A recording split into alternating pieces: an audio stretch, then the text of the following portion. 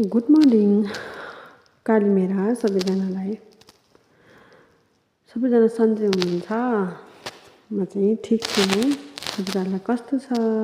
चिसो धेरै छ साइप्रसमा, केयरफुल हुनु होला। म चाहिँ भर्खर उठेको, राति सुत्ने बेला अनि 12 बजिहाल्छ मेरो यहाँलाई सुताउँदा अनि बिहान उठ्नु पनि 8 बजे उठ्नुपर्छ। तर के गर्ने, आज त 8:20 भइसकेछ म उठ्ने बेला।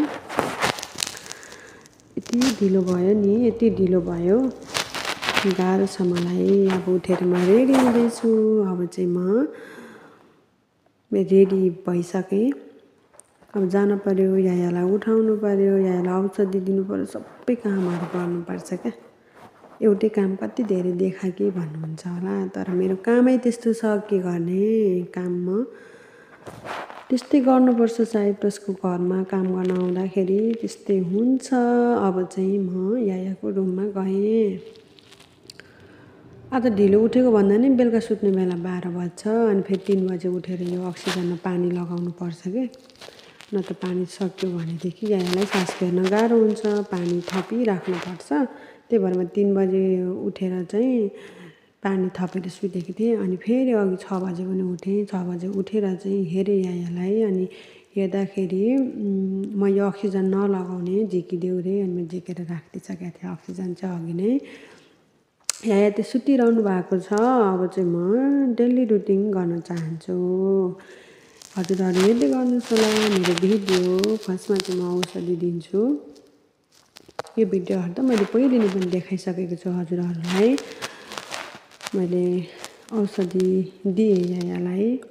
औषधि पनि खान मन नगर्ने, निल्नै नसक्ने, पानी नै निल्न नसक्ने हुनुभएको छ मेरो याया चाहिँ। के भएको हो, हप्ता 10-12 दिन बढी नै भयो होला। यसरी बेडमै सुत्ने, बेडमै खाने, सबै कुरा कि बेडमै। उहाँ टोइलेट त गर्नुहुन्थ्यो उठेर नै, अहिले त्यो पनि सक्नुहुन्न।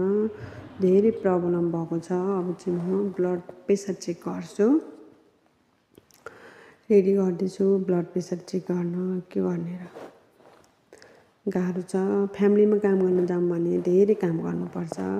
बुढाबुढी हेर्ने ठाउँमा आयो भने धेरै कुराको अनुभव लिएर आउनुपर्छ। केही गरेर नि सुख छैन यो साइप्रसमा चाहिँ। बुढाबुढी हेर्नेमा काम थोरै हुन्छ, अनुभव धेरै चाहिन्छ। फ्यामिलीमा काम गऱ्यो भने फ्यामिलीमा काम धेरै हुन्छ, अनुभव थोरै चाहिन्छ। त्यही भएर डिफ्रेन्ट छ यहाँ। धेरै जस्तो कामहरू चाहिँ बुढाबुढी हेर्ने नै पाउँछ यहाँ पाउन चाहिँ। फ्यामिलीमा त्यस्तो धेरै होइन, धेरै जस्तो चाहिँ बुढाबुढी हेर्ने। अनि फ्यामिलीमा पनि हुन्छन् हुनलाई, तर खासै फ्यामिलीमा चाहिँ राख्दैनन् कि केटीहरू।